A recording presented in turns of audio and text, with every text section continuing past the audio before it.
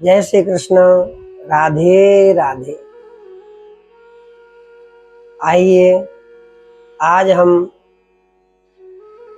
आप सभी को ऋषि पंचमी व्रत की कथा श्रवण कराएंगे। श्री कृष्ण गोविंद हरे मुरारे, हे नाथ नारायण वासुदेव। श्री कृष्ण गोविंद हरे मुरारे, हे नाथ नारायण वासुदेव। ऋषि पंचमी का व्रत सभी को रहना चाहिए। स्त्रियों के लिए विशेषकर यह व्रत बतलाया गया है। पुरुष वर्ग को भी रहना चाहिए।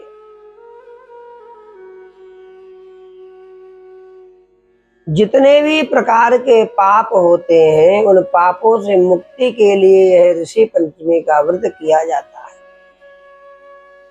विशेषकर माताओं बहनों से जो मासिक धर्म के चलते कोई भी पाप हो जाता है, उस पाप से मुक्ति के लिए भी ऋषि पंचमी का व्रत किया जाता है। विशेषकर भाद्रपद मास के शुक्ल पक्ष में जो पंचमी तिथि होती है, इसी दिन ऋषि पंचमी का व्रत किया जाता है। और इस व्रत में सप्त ऋषियों का पूजन किया जाता है, अरुंधति माता के सहित। उषा से ऋषियों का निर्माण करना चाहिए और फिर उनका पूजन करना चाहिए।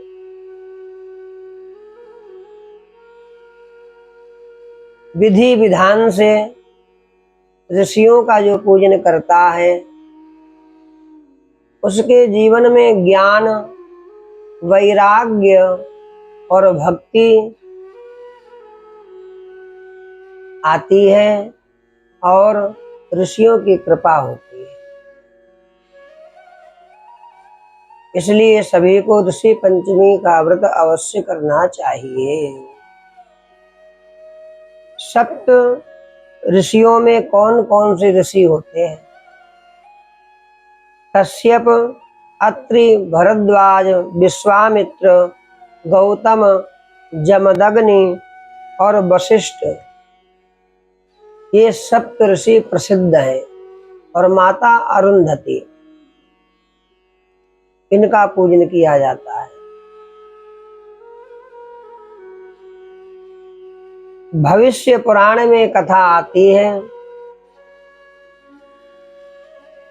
कि राजा युधिष्ठिर ने श्री कृष्ण चंद्र भगवान से कहा, हे देवेश, मैंने बहुत से व्रत सुने हैं, आप मुझे पापों को दूर करने वाले कोई और व्रत सुनाइए। यह सुन श्री कृष्ण चंद्र भगवान बोले, हे राजन, मैं ऋषि पंचमी व्रत कहता हूँ, जिसके करने से स्त्री सब पापों से छूट जाती है।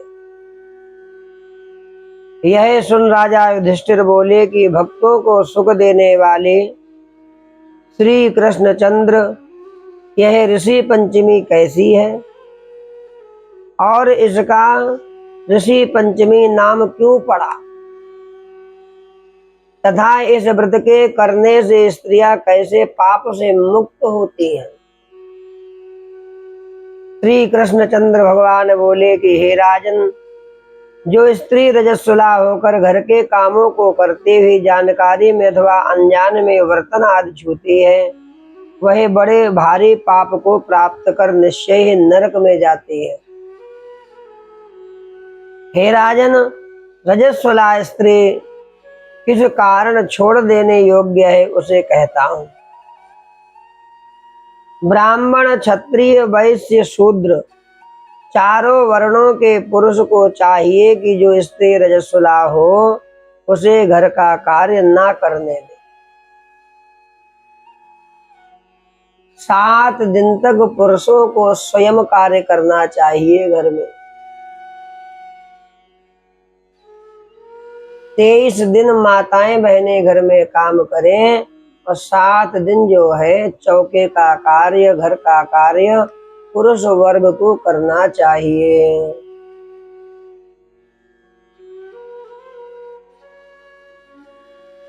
क्योंकि पूर्व समय में इंद्र को वृत्तासुर को मारने पर ब्रह्म हत्या का पाप लगा था।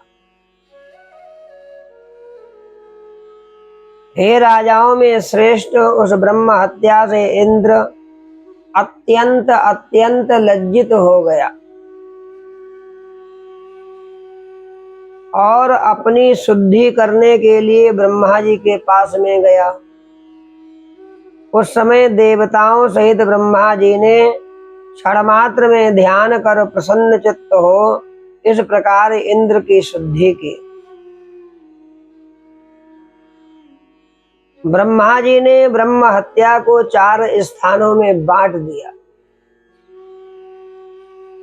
पहला अग्नि की प्रचंड ज्वाला में, दूसरा नदियों के बरसाती जल में, तीसरा पर्वत में, चौथा स्त्रियों के रज में। इन 4 जगह रख दिया उस पाप को। इस कारण ये हे युधिष्ठिर, चारों वर्णों की रजस्वला स्त्री पहले दिन चांडाली, दूसरे दिन ब्रह्मघातनी और तीसरे दिन रज की धोबिन कहलाती है और चौथे दिन माताएं जो है शुद्ध हो जाती हैं। परंतु भगवान कहते हैं पुराणों में, वेदों में कि पितरों के कार्य और देव कार्य हेतु जो है माताएं बहनें 7 दिन में शुद्ध होती हैं। 7 दिन के बाद ही देव कार्य और पितृ कार्य करना चाहिए।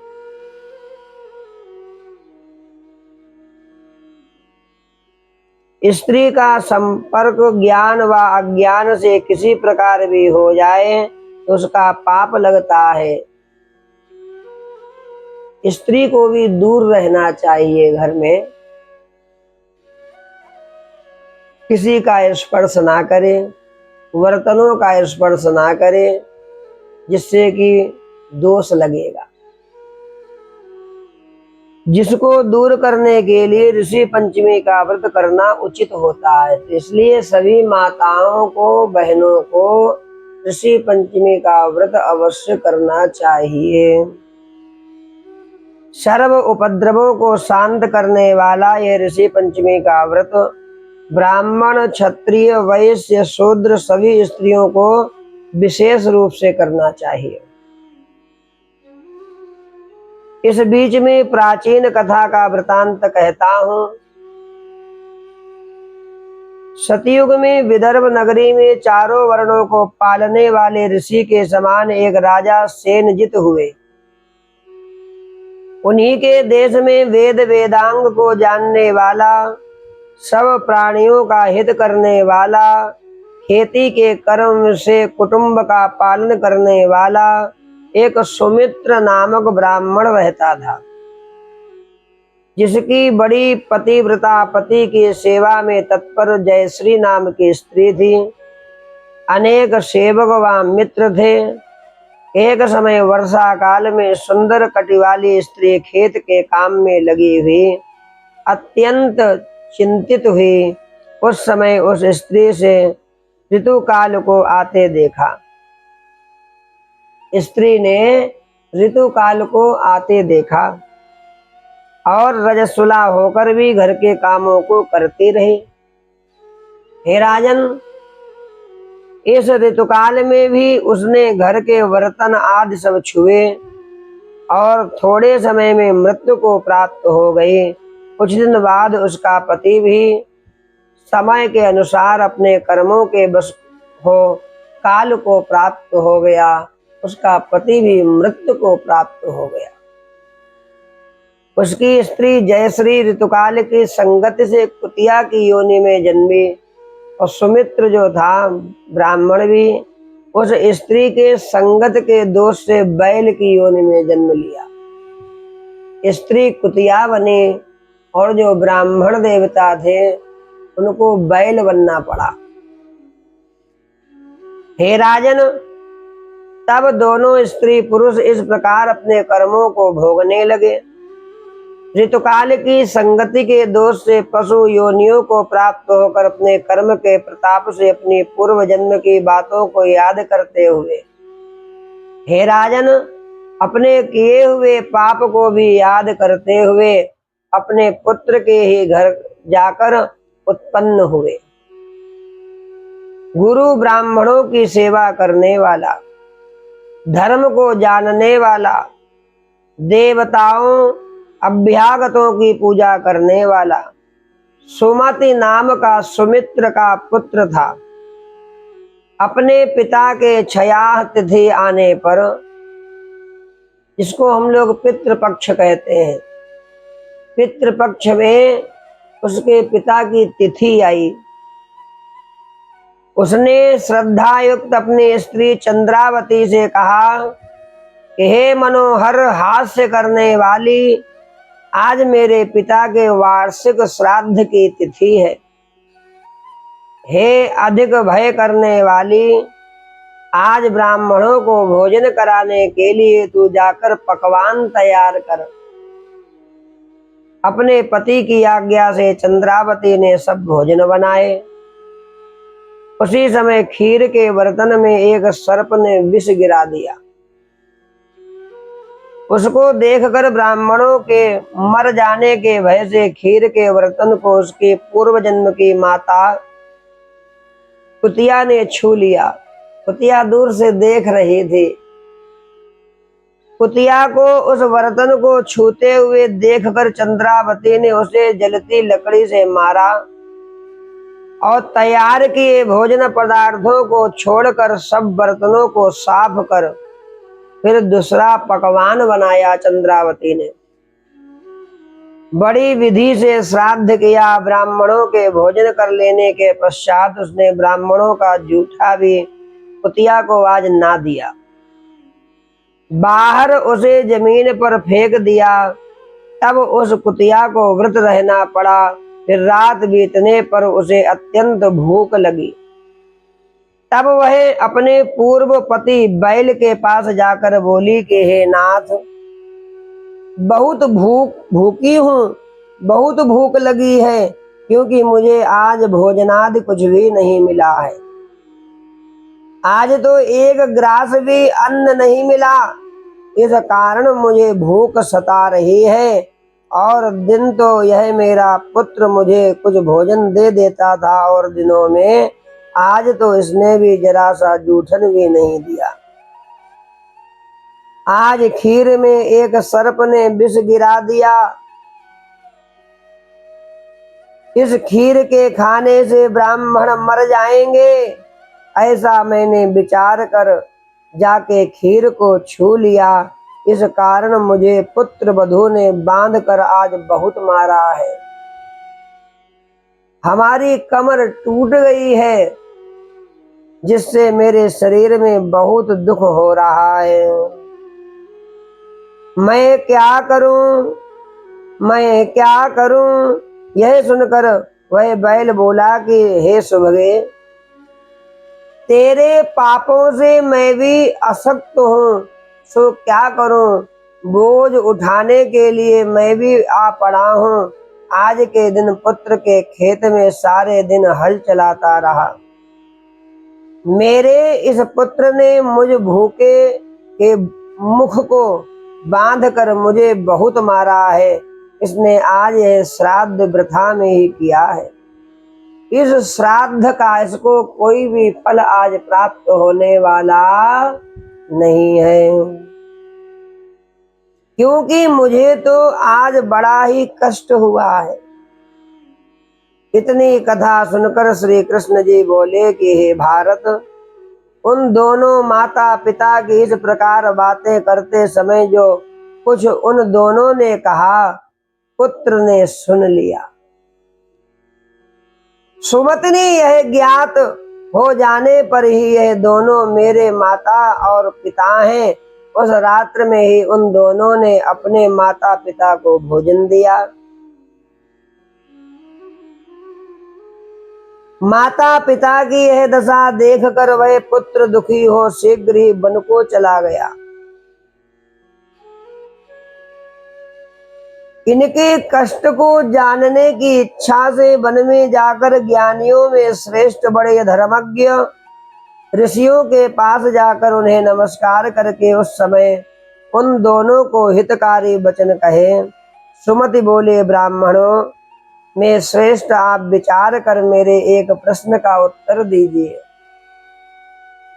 किस कर्म के फल से मेरे तपस्वी माता पिता इस अवस्था को प्राप्त हुए हैं और उस पातक से वे दोनों किस प्रकार मुक्ति प्राप्त करेंगे? हमारी माँ कुतिया की योनि से कैसे मुक्त हो सकती है? पिता हमारे बैल की योनि से कैसे मुक्त हो सकते हैं? बारंबार ऋषियों के चरणों को दबाते हुए पूछ रहा है पुत्र। बारंबार ऋषियों से प्रार्थना कर रहे हैं। श्री कृष्णचंद्र भगवान बोले, जब सुमति के दुख पूर्ण वचन सुने तब सर्वज्ञ सर्वतपा नामक ऋषि दयालु होकर बोले। उसके माता पिता के मुक्ति के उपाय को बताते हुए सुंदर वचन बोले। ऋषि बोले, हे विप्र, तेरी माता पहले जन्म में अपने घर में मूर्खता से रजस्वला होकर भी सब काम करती रही। उसी दोष से उसे कुतिया की योनि प्राप्त हो गई है और उससे स्पर्श करने के दोष से तेरा पिता भी बैल की योनि को प्राप्त हुआ है। इनकी मुक्ति के लिए तुम ऋषि पंचमी के व्रत को करो।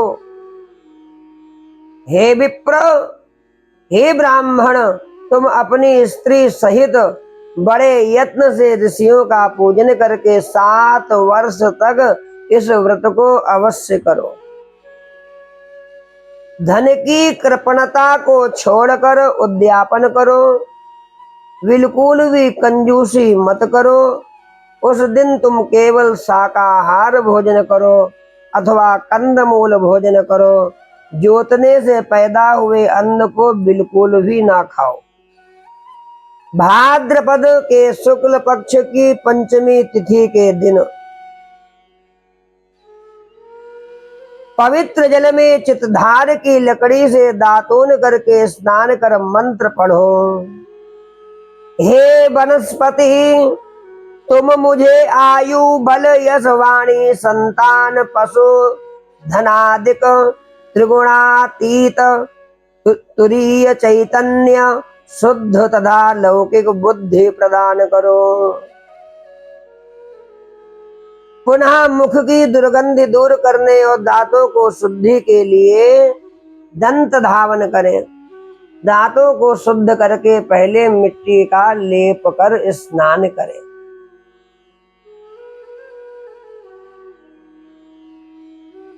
तिल, आंवला, बाल छड़ आदि सिर धोने के पवित्र मसालों से बालों को बड़े यत्न से धोकर शुद्ध नवीन वस्त्रों को पहनकर सुंदर सुंदर वस्त्र धारण करने चाहिए और मुख में कोई भी चीज ऐसी नहीं खानी चाहिए जिससे मुख हमारा अशुद्ध हो जाए। अरुंधति सहित दिव्य वेशधारी सप्तऋषियों की पूजा करें।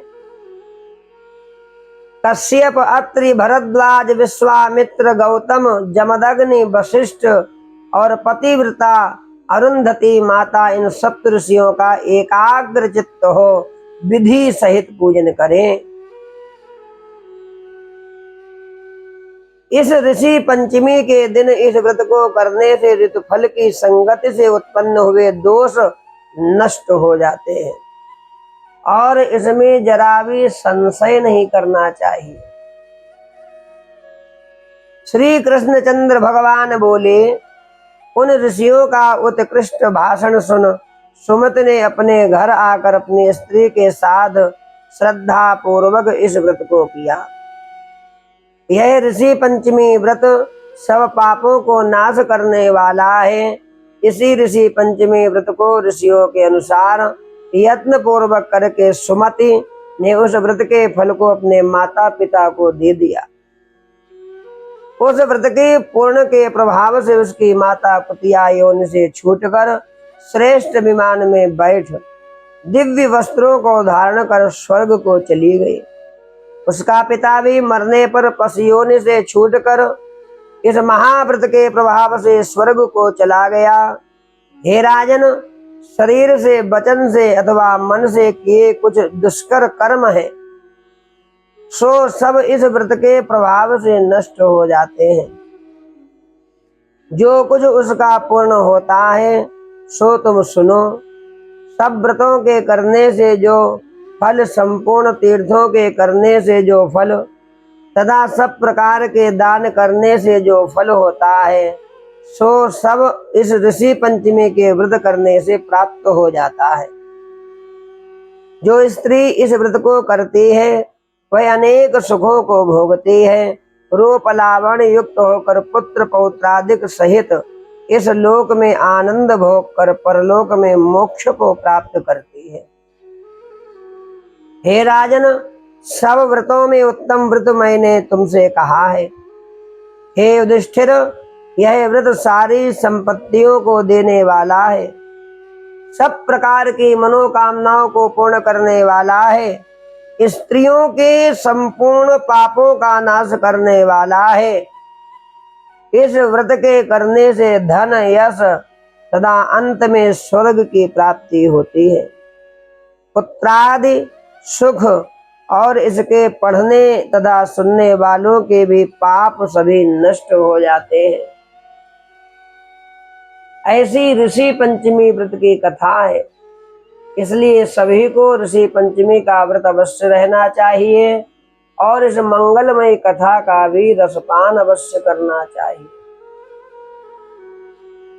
और इस कथा को अधिक से अधिक अपने बंधु बांधवों को भी भेजें, जिससे कि आपके बंधु बांधव भी लाभान्वित हो सके, इसका लाभ उठा सके।